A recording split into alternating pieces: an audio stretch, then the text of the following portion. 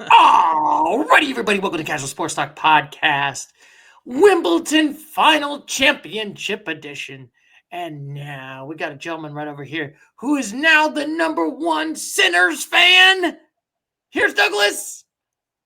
Stu, I did find myself pulling. I don't know. I have a hard time in this matchup. The center Alcaraz one, man, because these dudes are so good. Like this could easily be a 10-year type of thing. Like, these dudes are like a notch above the rest of the world, and it's pretty fun to see. Mm-hmm. It is indeed. And now we got a gentleman right over here who's still disappointed that USA can't win Wimbledon now or for the last 10 years. Here's Chris. Sir, as a casual sports talker, I don't really follow Wimbledon that much. I know it started at 10 a.m. this past Sunday. I ended up watching the rerun, which started I think at 3 p.m. And yeah, found out that Sinner won it in would that be 4 sets? Yeah. So hats off to Sinner. Looks like just a clean 3, right? These are the semifinals. Oh, that's the semifinals. Excuse me. Yeah, that's right. Alcaraz won the first set, and then Sinner smoked him 3 straight. Was it 3 straight? No, I think it was. It was a 4. It was a 4 in the finals. Well, yeah, but he's saying Alcaraz won the first set, and then Sinner won the following 3 sets to sweep him 3 in a row. Wow. For some reason I thought Sinner won the first, Alcaraz the second. Well, only if Stuart could actually show us the final instead of the semifinals. Well, I think we talk about the semifinals first, if you wanted to. Well, yeah, but so we could eliminate this debate on what happened in the final. Just go to. I will say the first. It's just a click away. It's just I know it's a click away, but we could talk about. How do you feel, gentlemen? Are you sad that Novak Djokovic lost in the semi? Before Chris, I did confirm that Alcaraz won the first set. Oh, nice! Thank you, Doug. Thank you. Yeah. The more you know. I'm the Djokovic train, man. I mean, the fact that he's like pretty much the clear 3rd best player in the world at 38 is pretty remarkable. I gotta say pretty easily he's the 3rd best player, but it's just kind of a shame for him that these 2 dudes are in front of him because. I don't see him beating either one again, unfortunately. Like, it'd be cool to see him get number 25, but it's like, dude, like, just watching Sinner just beat him with the ease was wild, man. Mm-hmm. It is a little bit. Yeah, but it's like, I should probably ask this, and Christopher, you probably could agree. Is Djokovic's career's done? Yeah, I mean, Doug says he's 38 years young. You said, Doug, you said he's at 24. What do they call him when you win a major?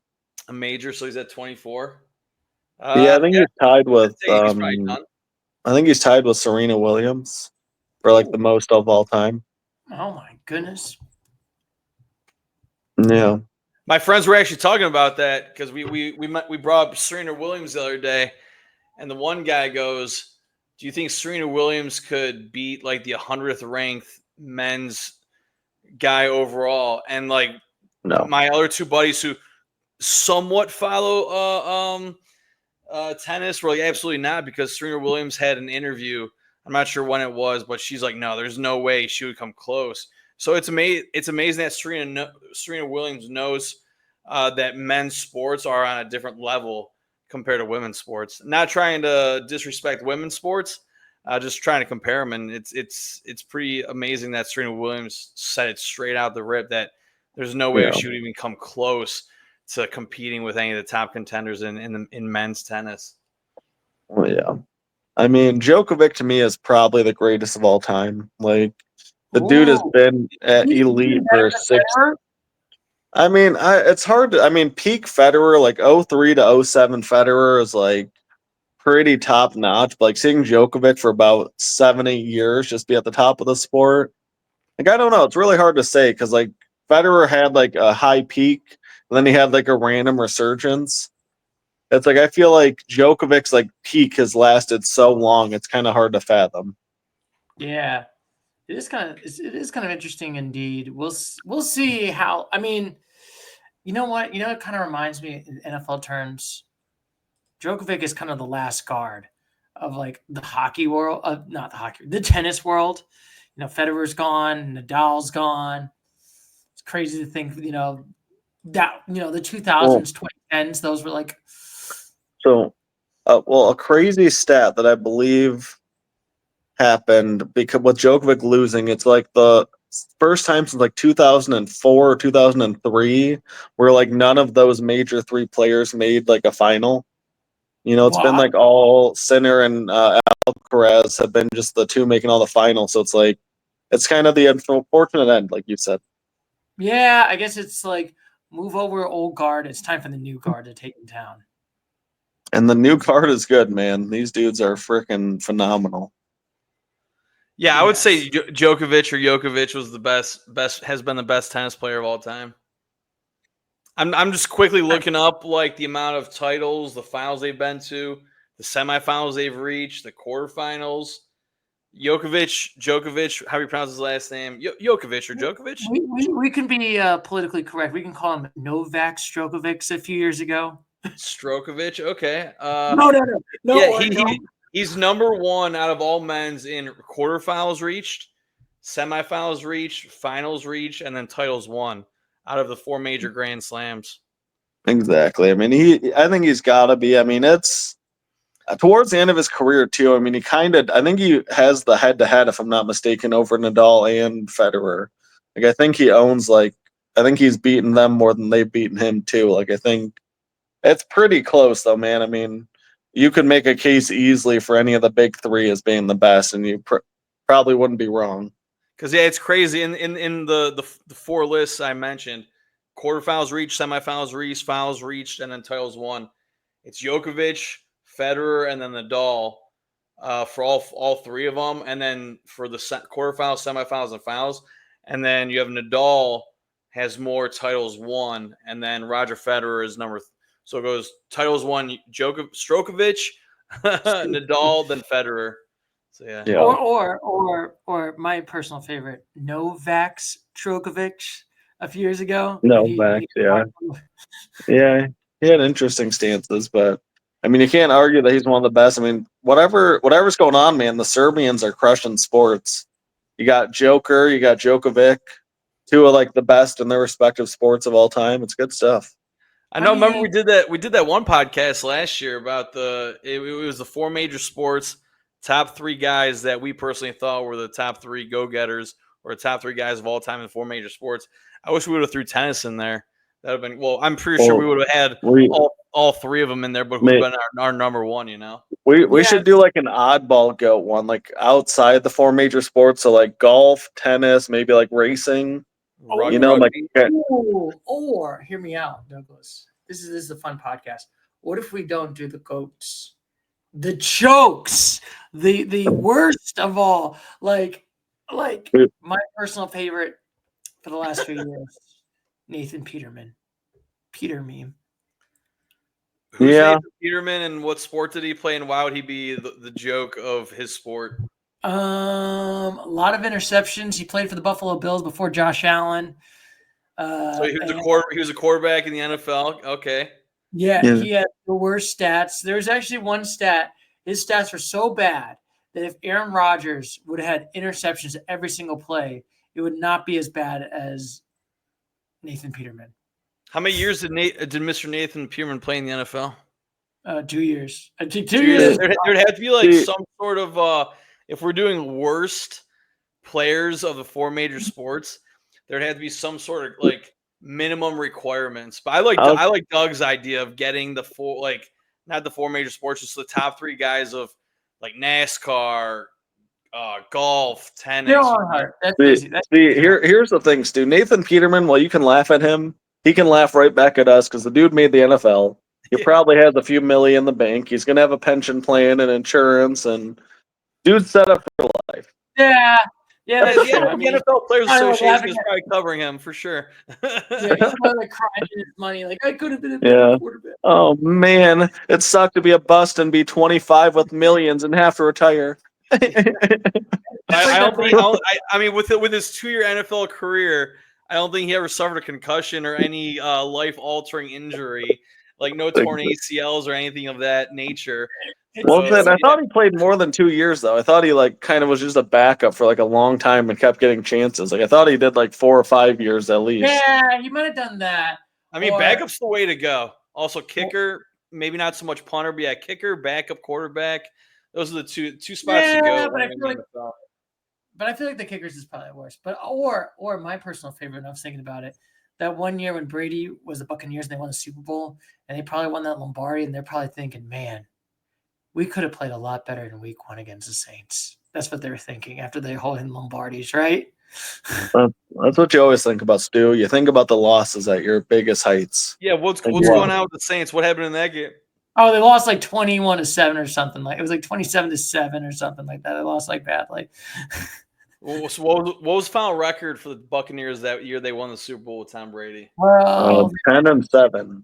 10-7. So why is week 1 Saints loss mean anything if they had a 7-loss season? Well, it's my joke. It's like no one's gonna remember that.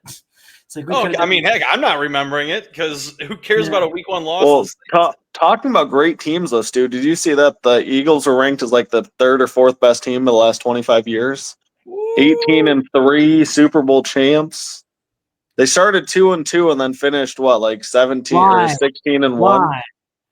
Dak is gonna be back. Stu, I can be biased all I want. Like I still, the healthy Lions maybe give the Eagles a game, but like that team was special, man. That was a special team. Unreal. I hope nothing but sadness and destruction for the Eagles. I mean, no matter what, Stu, they got 2 Super Bowls since the Lions or Cowboys or Browns have won one. Or Giants or. Well, I mean the Giants still have 2 of the century. Yeah, that's true. Or 2 more than the Lions, the Cowboys, the Browns. Basically, what Doug's saying is us 3 have no room to talk until Doug's Lions, my Browns, or Stu, your Cowboys win a Super Bowl.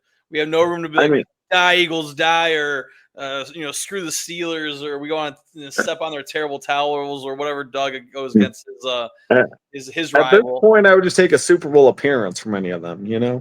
Like we would just take an appearance in the big dance. Yes. Like even the Cincinnati Bengals can talk smack on all of us, Stu. It's unreal. Or you can be like or my joke is you could be like a Browns fan like Chris, and then you'd be like, man, I want painful losses that Cleveland has. Right? That's what I want in the postseason, because I don't even know what postseasons are.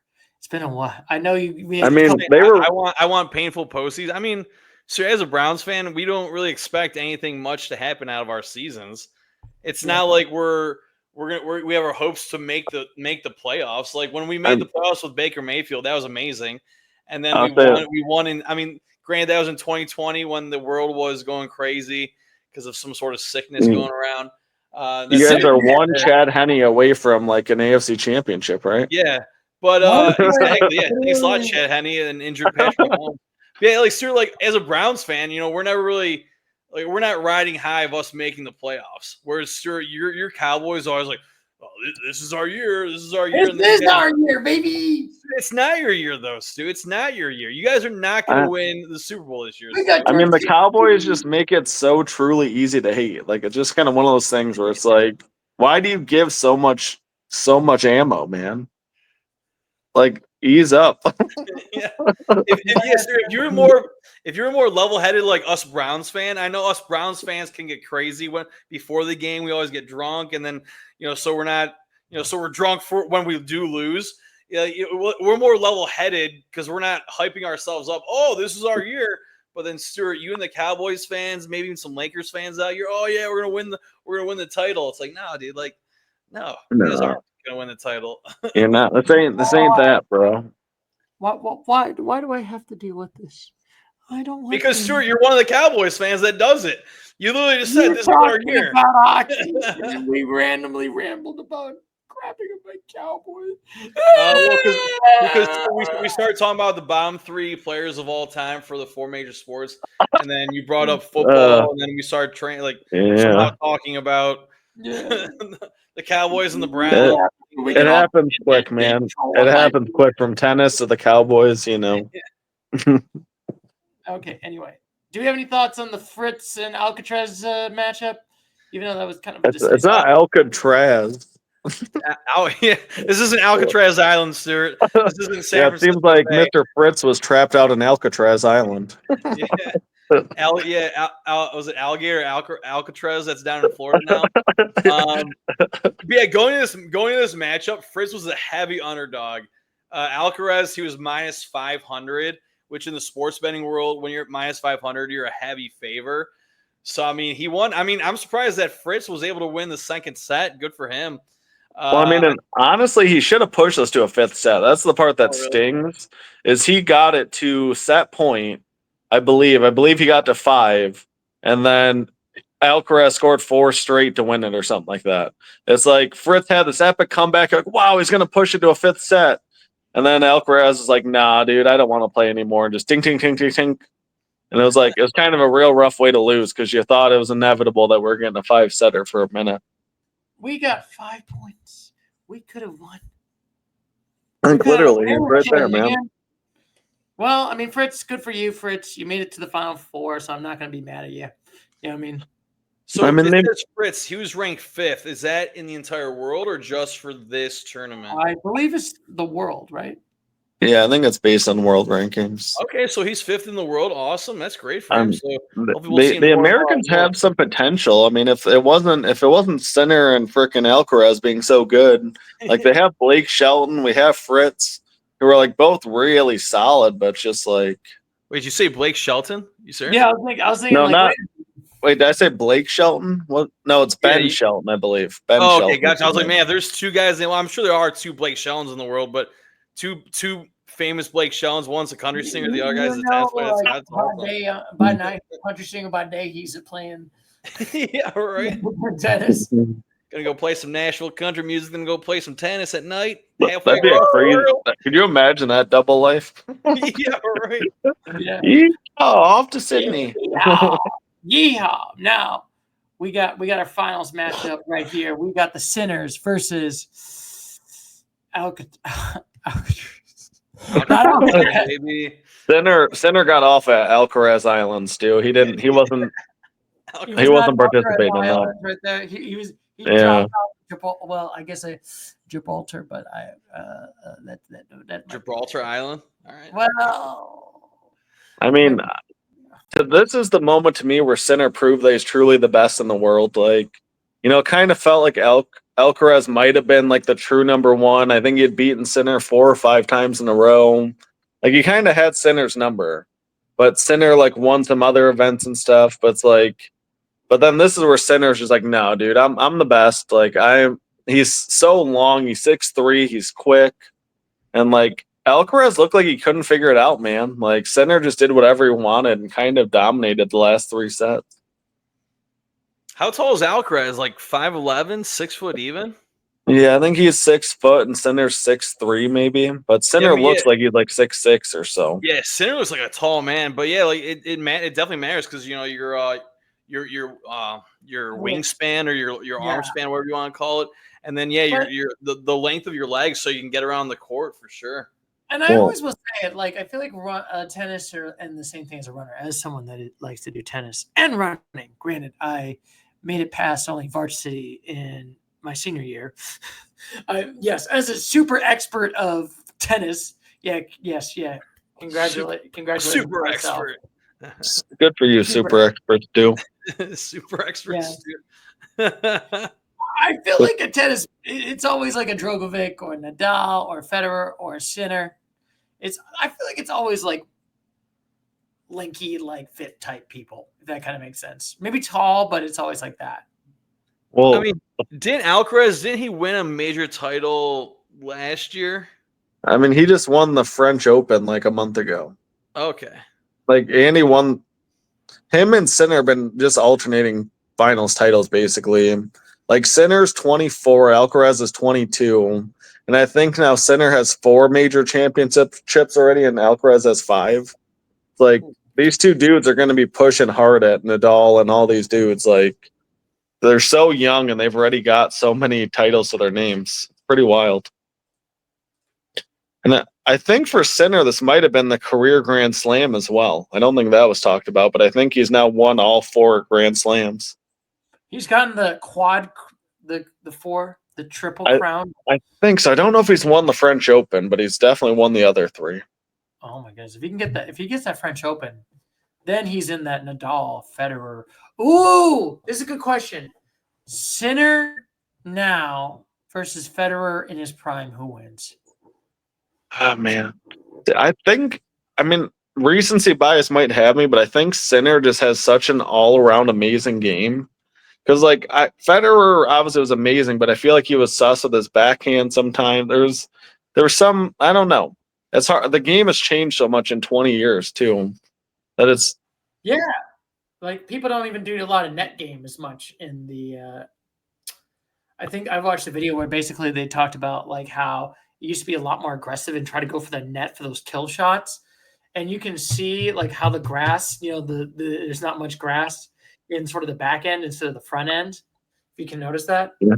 Yeah, no, I mean it's cool. They show like how far back the average returns are and everything. But I mean, I think, and that you guys might disagree with this take, but I think in every sport it's a continual evolution where the players now could beat the players 20 years ago. The players in 20 years would be just better, technology's better, techniques better. Like the science behind all these sports has gotten so much better that I would give like Sinner and his training and like his ability to do pretty much everything like kind of an edge.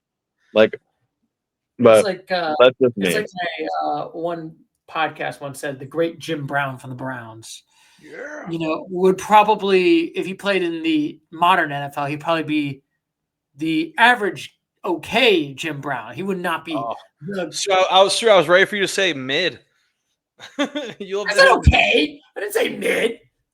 I mean, average and mid are pretty much the same thing. Yeah, I mean, Jim Brown.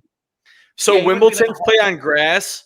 What's the French Open, Australian Open, and U.S. Open? What are they played on? Are they on grass? No, the French one is clay, and then the other 2 are hard court. I gotcha. Normal tennis courts. Yeah, so we have normal, and then we have 1 clay, 1 grass. And like tennis goes through seasons too. So like they're in grass court season right now. So like every tournament's grass courts. They do a clay court season, and then they kind of do a hard court season.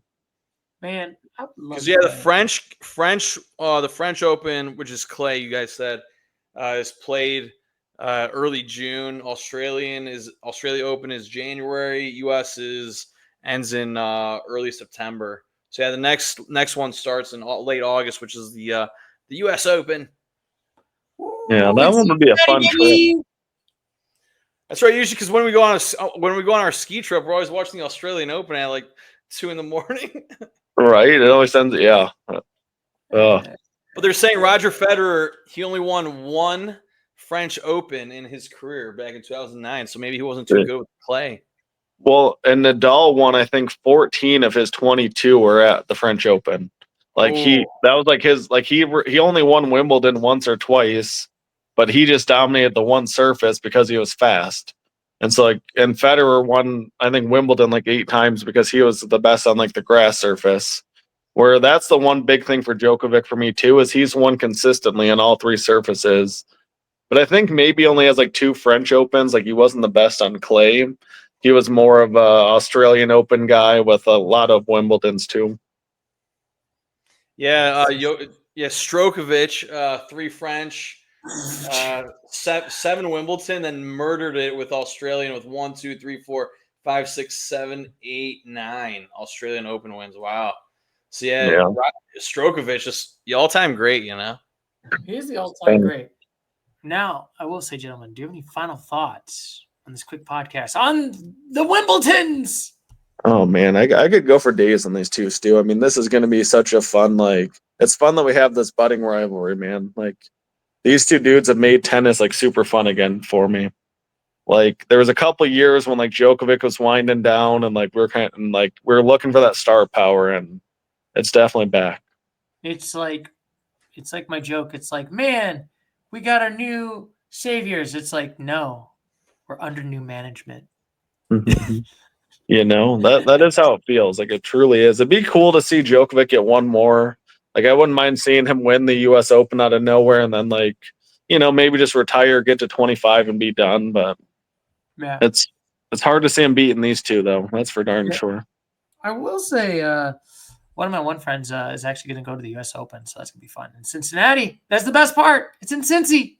Do they always play in Cincinnati, or do they switch it up from like New York?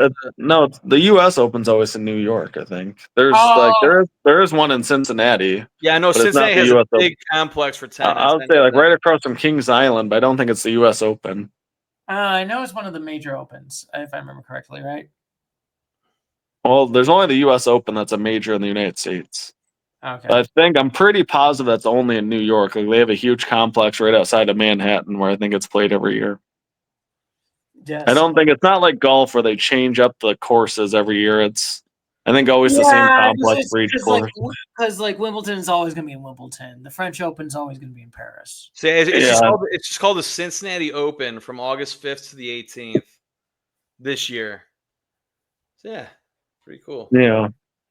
But anyway, do you have any final thoughts, gentlemen? Just got the ESPN notification that the team of the year for the ESPYs is the team from the city of brotherly love. Brotherly hate. Man, I'm glad we talked about them earlier and how great they were. Oh my god, I hate. So they're the team of the year. Dude, I have an idea for the thumbnail here. We can do like maybe a Wimbledon thing over here on the side, but then just a picture of Philly with the Super Bowl and a picture of your face crying. Or Stuart, a picture of your head crying with Saquon Barkley hurtling it over it. Hurtling backwards over your crying head. Exactly. Because that was voted the player of the year. On the ESPY side, that was the player of the year. Saquon Barkley's reverse hurdle. That would be a fantastic thumbnail, Stu. I would watch that video. I will try to. I will put. That would involve some editing on a picture for sure. Oh man! I will get my ChatGPT to help me out on the thumbnail. It'd just be me, just like. All right, so I do have one other final thought. Go Cal Raleigh, dude. 38 home runs before the All-Star break and home run derby champ. Like, what a season, man. What a season. First catcher to win the home run derby. And Mike Piazza, or was it Pudge Rodriguez? They had the all-time home run leader for a catcher in a season with, I think, 43 homers. And he's already at 38. He should, knock on wood, should easily surpass that. Well, he's on pace to break Aaron Judge's. Granted, you kind of feel like he's going to fall off, but he's on pace for 64, which would be unbelievable. Yeah. He's at 38. I know sadly we're over halfway through the season, but keep it going, Cal Raleigh. Get to 76. Oh, that'd be fun. Then have Judge come in at like 74. Like just the two best seasons ever. Yes. It was pretty cool that Cal Raleigh had his dad pitch in the home run derby, and then his 16-year-old brother, who's taller than Cal Raleigh and doesn't look like a 16-year-old, catch for Cal Raleigh in the home run derby. Oh, that is cool. Yeah, that is cool. Yeah, they said here's a 16-year-old brother catching for him in the home run derby. Dude's like 6'2". I'm like, my friends are like, I don't know if that kid's 16 years old, but yes. Oh my goodness. Now I guess we'll say this is pretty much it for this week's. We're talking about Wimbledon. What should we talk about for next week? What we got on the table for next week, Stu? Should we do one video on? How about let's do two videos? Let's just do for the next 2 weeks. One on the other goats. Yeah, I want to do the other goats. We'll do the other goats. We might do some golf. I'm putting Tiger Woods in there. I'm putting my Tiger. Are we gonna We're gonna come up with like 3 goats for each of us in what sport? You said golf, tennis, NASCAR. Yes. I think we should just open up to all of racing though. Like I don't know. There's so many different formats. F1. Yeah, F1 would be fun. We could do F1, and then how about this one? We can do the opposite.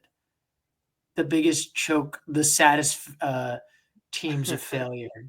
Which teams are the baddest of the bads? Who is the worst team of all sports in the last? If we do the best of all time, I'd be happy to troll on the worst of all time with you. Yes. So next week, top 3 each of us: golf, tennis, racing of all sorts. Is there a 4th sport we want to throw in there that's not one of the 4 majors?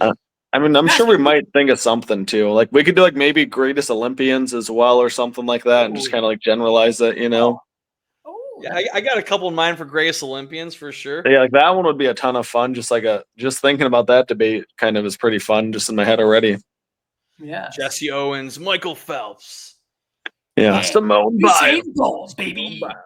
Simone Biles, she won a couple ESPYs tonight. Heck yeah. Good for Heck her. yeah, dude. Well deserved. Good for her. And then, so for next week, we're going to do the other GOATs, the maybe interesting GOATs, let's just say. And then we will do the chokes. Yes, we'll do who's the GOATs. And then the week after that, we got who's the chokes. And then, Well, do you know what'll be exciting about that week's too, Stu? That'll be like a day or two before the Lions play in the Hall of Fame game. yes. And then I should say 3 weeks from now, we've got an important thing, gentlemen. Do you have your seatbelt ready? Do you got to buckle up? Unbuckled. Because NFL season preview is about to start. Yeah. I was hoping you were going to say that, Stu. I'm so excited. Are you ready to buckle up, gentlemen? 49 days from today. Outside of my hotel room right here is the State Farm football stadium. I'm going to go jog around it tomorrow. That's how excited I am. We're going to go look at the stadium. Going to go look at where Larry Fitz did it, where Marvin Harrison and Kyler are going to win some nothing this year. That is true. That is true. I'm not going to probably, they're not going to get ones, but about that. That's right. That's right. And as always, gentlemen, I'm going to catch you later, Mr. Gator. We got 31 minutes. We did it good. And so I'll see you later, Mr. Gator. So as always, take care.